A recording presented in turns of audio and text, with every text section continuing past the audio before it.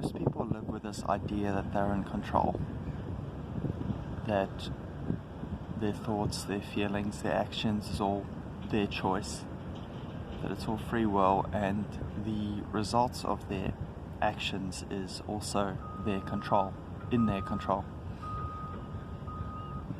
And when you live this way, when you have that belief system, life becomes extremely stale and serious. Every decision you make is serious because it has consequences, and you don't want to make the wrong decisions. You don't want the wrong consequences. You take every choice you make very seriously.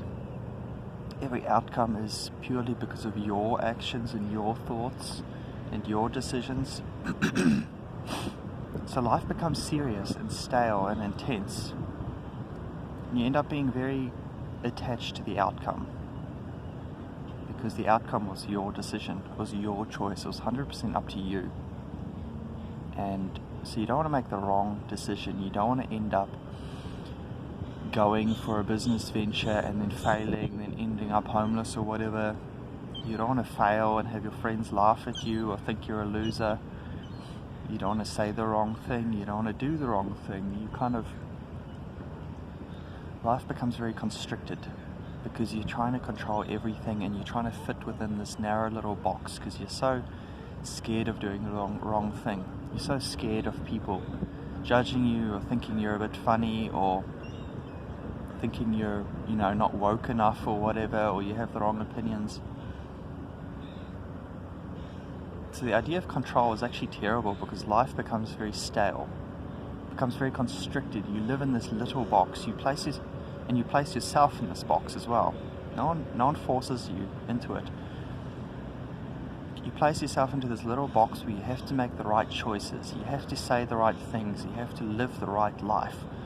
You have to impress your parents and get the job that they wanted you to get. You have to stick with your community's belief systems. You have to follow the right religion that you were sort of born into. You have to do everything according to a very limited set of beliefs and ideas.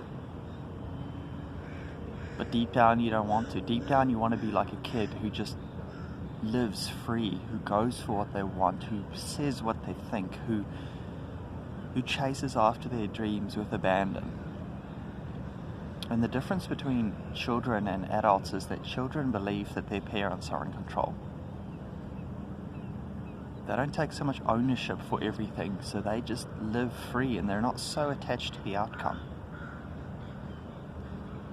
And it's because children, they don't understand this, but they haven't yet fallen into the belief system that they are in control of everything.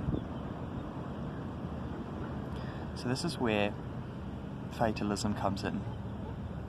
What if everything is predetermined? What if all of our decisions, our actions, our thoughts, our feelings, our choices, and the outcomes of those choices, what if it's all fate? What if we're not really in control? What if that's all just an illusion? What if God or the universe or something higher is ultimately in control of everything and we just think we're in control? If that's the case, then it's actually strangely freeing because it means you can let go. You can let go of trying to control every single element of your entire life. There's so much pressure that you can let go of. You can accept the way things turn out because it's all fate anyways. And you actually become free to go after what you want. If there's some strange business that you always wanted to do, you go for it, even if it's risky. Because the outcome is fate anyways. If you are meant to be successful, you will be successful, and if you're meant to fail, then you will fail. But either way, it's kind of okay because that's what God wanted, or the universe, or whatever. That's what a higher being wanted. So ultimately, regardless of what does happen, regardless of what the outcome is, it's okay. It is the right outcome. So you're now free. You're now not so bound by the outcome of your actions. You can go for what you want. You can say what you think. You can speak your real opinions. You can tell your parents, no, I don't want this job. You can leave your religion and join the other religion that you feel more in line with. You can leave your corporate job and become a farmer or a shepherd or whatever funny job, even if people laugh at you. And if they laugh at you, that's okay. That's fate. It's meant to happen. Everything's meant to happen, so you can let go. You can live freely. You can live intuitively. And you don't have to overthink everything anymore, because overthinking is all about control. People overthink everything because they're trying to control everything. But if everything's already fate and everything's in God's hand, then you don't need to control anything. You just live intuitively, make organic decisions, and accept the outcome. It's actually the only way to be free. You can't be free as long as you think you're in control.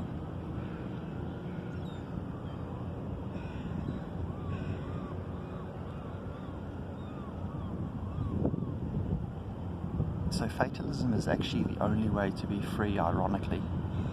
And being in control is the only way that we trap ourselves into not being free and into living these dull, stale lives where we don't go for what we want. We don't say what we really think. We don't chase after our dreams because we're so scared that the outcome's not going to be right. We're so scared that the desired outcome. And that's the other thing. We interpret everything. Everything that happens in life, we put a stamp on it. We look around and we put a good or a bad stamp on everything. And so we struggle so much because we think life is bad. We think so many things around us that's happening is bad. We interpret it. It's just an interpretation in our head, ultimately. But because we interpret so many things as bad, we suffer. But if everything is fate, then nothing is bad. Then everything that is meant to be. So you don't need to struggle against anything at all. You can accept the world as it is, accept it as God's will, and just work with it. You can just make decisions that are best for you in the moment and accept the way things are and accept the way things will be. It's a sort of doorway to freedom. I think it's the only doorway to freedom, really. Thanks for listening.